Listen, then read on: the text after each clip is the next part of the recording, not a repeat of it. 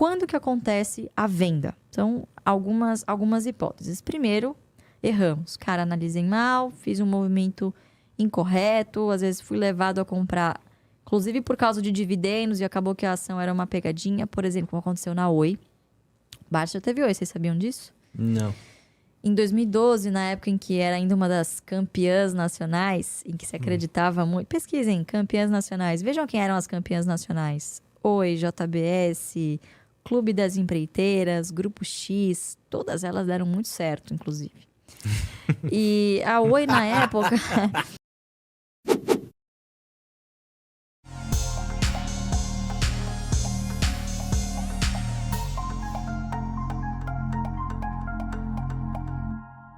Em relação a vender ações, como que vocês fazem? Por exemplo, poxa, virou...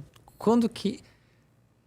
A ideia de vender ações é quando chega num alvo ou quando a empresa deixa de ter os fundamentos, ou não importa, é porque ela está gerando renda, está gerando dividendos. Qual que é a lógica por trás de vender uma ação ou não? Legal essa pergunta. Muitas vezes os investidores são levados a se autorrotular como alguma coisa. Eu sou holder, eu sou trader, eu sou isso, eu sou aquilo e é isso que eu sou. Então, o Barsi, ele é velho investor, com algumas pitadas de holder. Então, o que acontece? Quando a gente monta posições, a gente não monta posições pensando em quando vamos vendê-la. Não existe uma coisa do tipo, sentamos, conversamos e, vale tanto, nós vamos comprar tantas ações a este preço, quando chegar neste alvo, vamos vender. Não. A gente sempre analisa as empresas de acordo com aquilo que ela nos remunera. Então, o nosso filtro, a gente sempre busca atualizar o preço teto das nossas ações. O que é isso? A gente estabeleceu um filtro inicial de só olhamos e só temos na carteira ações que têm condições de pagar consistentemente 6% ao ano, só em dividendos ao ano, né? 6%. Mas é muito pouco, inflação? Não, é porque 6% só em dividendos, sem tirar, obviamente, o componente de valorização. Qual é a fórmula mágica? Por que a gente olha isso? Quando você se coloca ali um limite, ou seja, uma rentabilidade que você busca para o seu objetivo, automaticamente você consegue encontrar uma margem de segurança. Então, o que a gente faz? Pega o histórico, pode ser 5 ou pode ser 10, o histórico que você se sentir mais confortável, de quanto essas ações pagaram em média de dividendo por ação. Então, a média foi R$1. Eu vou lá, eu divido pela taxa esperada, 6%. E aí eu encontro, obviamente, o máximo que eu poderia pagar por essa ação para que ela me remunere em troca 6% ao ano. Então, a conta é muito simples e é muito fácil de você ir atualizando isso. A gente pode ser atualizado, inclusive no AGF+, é atualizado automaticamente, em tanto o histórico quanto o projetivo. Então, aconteceu alguma coisa, mudou alguma coisa no lucro, o dividendo, obviamente, é corrigido. Consequentemente, o preço teto também é corrigido. Então, é assim que a gente toma as nossas decisões. Quando que acontece a venda? Então, algumas hipóteses. Primeiro, erramos. Cara, analisei mal, fiz um movimento incorreto, às vezes fui levado a comprar, inclusive por causa de dividendos, e acabou que a ação era uma pegadinha. Por exemplo, como aconteceu na Oi. Bart já teve Oi, vocês sabiam disso? Não. Em 2012, na época em que era ainda uma das campeãs nacionais, em que se acreditava muito... Pesquisem, campeãs nacionais. Vejam quem eram as campeãs nacionais. Oi, JBS, Clube das Empreiteiras, Grupo X. Todas elas deram muito certo, inclusive. E a Oi, na época... Fica a dica. A Oi, na época, era uma dessas campeãs nacionais e prometeu, ainda especulava-se sobre a capacidade financeira, sobre a solvência da empresa. E um belo dia o executivo disse no call, é o seguinte, nós vamos pagar neste ano 2 bilhões de dividendos e pretendemos pagar 8 bilhões de dividendos nos próximos 5 anos. Algo do tipo. Falou em dividendo, né? O olho cresceu. Fez umas contas lá, 2 bilhões, tal, legal. E já pagou esses 2 bi, vai pagar mais 8. Vou comprar, montou uma posição. Ele não era muita coisa, mas, era uma posição. Nem vou me lembrar agora quantas era faz tempo. Montou.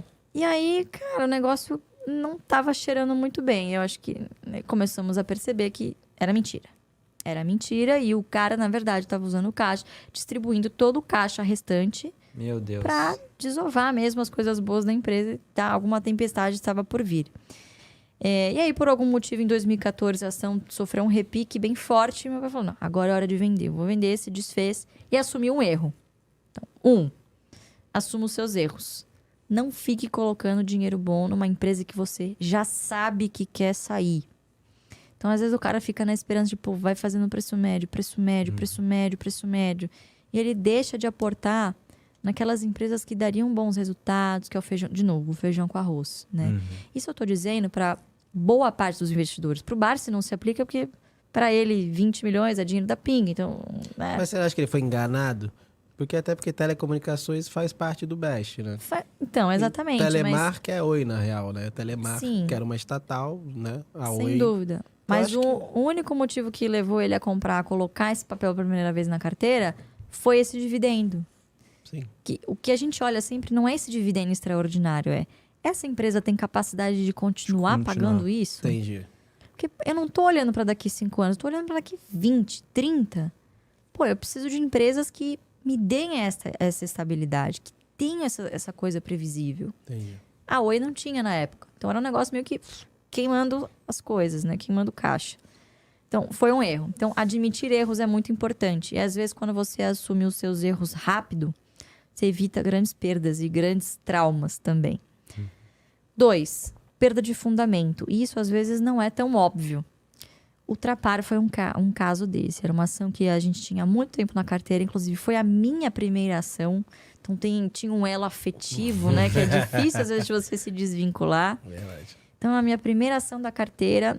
E a empresa começou a tomar algumas decisões de diversificação de investimento que, ao nosso ver, começaram a se desviar do propósito da empresa, né? Então, logo quando ela comprou a Extra Farma, eu me recordo, nós participamos da assembleia que aprovou a operação e eu não lembro se meu pai foi contra ou, enfim, se manifestou, falou, olha, tudo bem, posso até votar a favor, mas...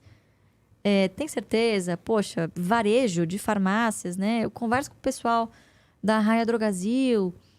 Não é um negócio tão fácil assim. Não é simplesmente você chegar, abrir uma farmácia no posto de gasolina. Não, a farmácia ainda tem um elo em que, pô, o cara vai na farmácia do bairro, em que ele conversa com o farmacêutico e o cara, às vezes, até fala dos remédios para ele pede conselhos. Tem esse negócio meio bairrista. Não é assim, o varejo não é simplesmente assim, o cara compra de qualquer lugar. A marca importa. Você não vai comprar remédio no mesmo lugar em que você vai, pô, abastecer o seu carro. Mesma coisa no mercado, pô. Eu nunca entrei na farmácia do mercado. Eu gosto da farmácia do meu bairro, enfim. E eles compraram, gastaram uma grana nesse investimento e não deu muito certo. Logo depois, tentaram comprar a Liquigás em um acordo muito esquisito, em que se não desse certo, tinha uma multa, uma penalidade ali, um pênalti que eles tinham que pagar. E não deu certo, tiveram que pagar. Puta, então assim, Cagada. muitas decisões de investimento e a gente falou, cara, não tá me cheirando muito legal, excelente empresa, mas minhas decisões de investimento tomadas ali, a gente não concordava, vendemos. E não é porque somos, nossa, prever o futuro. E realmente a empresa degringolou. Logo depois, agora tá o quê? R$11. Pô, e era... Todo mundo tinha o Trapar na carteira, no meu case, de estudo. Complicado. Então, 2, perda de fundamento. E às vezes, cara, isso demora ano. Nesse caso, foram uns 2, 3 anos até a gente tomar a decisão de se desvencilhar da posição. Até para não vender tudo de uma vez e acabar com o papel. E terceira, uma decisão estratégica. Por exemplo, Itaúsa. A Itaúsa é uma excelente empresa, se não uma das melhores empresas da Bolsa. Mas, nos últimos 2 anos, foi muito transparente em dizer... Não vamos olha, não vamos pagar dividendo. Esse não é mais o DNA da empresa. Pelo menos pelos próximos 5 anos. Mas algumas coisas me levam a crer que não vai ser mais o DNA da empresa. Pelo Falaram tipo alguma coisa de recentemente, negócio. né? Que acho que vão voltar a pagar alguma coisa do tipo, né? Parece que o que for da alienação de XP, talvez eles distribuam, porque tem a ver com o Itaú, enfim. Mas sai do fundamento ali, né? Mas a diretriz da empresa, você percebe que houve um direcionamento estratégico diferente. E Que tudo tinham bem. antes. Então, a empresa mudou seu direcionamento. Talvez não faça mais sentido ter uma empresa que se autodeclarou que não será uma boa pagadora de dividendo nos próximos 5 anos. Então, não faz sentido essa empresa, eu insistir numa empresa, né, para minha carteira de dividendos, em que eu não tenho essa previsibilidade que... E se nos 5 anos ela continuar falando, então, deu muito certo, eu realmente não vou pagar dividendo. É. Então, preferimos hoje, temos excelentes opções mais assimétricas, ou seja, estão mais baratas do que Itaúsa, isso também é uma decisão. Obviamente, você não vai vender tudo a qualquer preço. De novo, é uma boa empresa. Então, o Barsi vendeu, ano passado, né? 2021. Vendeu no ano passado Itaúsa. E, cara, quando ele anunciou isso, eu lembro que foi um negócio... Um choque. Nossa, parecia que ele tinha traído, sabe? Traiu o movimento. Traiu o movimento dos dividendos, vendeu, meu Deus, que terrível. Mas não, quando na verdade ele só estava sendo fiel Seguindo ao a que estratégia. ele sempre fez. Exato.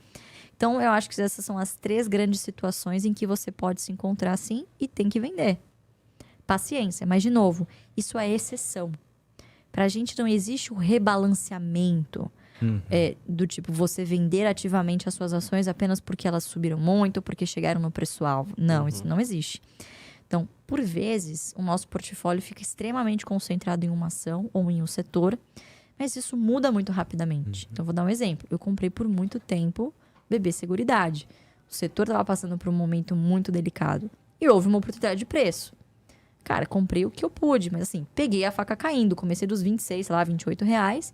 Fui comprando até os 18. Tem uma hora que você começa, né? O pessoal começa a Será? duvidar. É. Essa menina só compra esse papel, só sabe fazer isso, só cai, essa porcaria. Não sei se eu vou escutar, não, né? Tô comprando, fazer o quê? Paciência, não tô olhando pra amanhã, tô olhando pro futuro.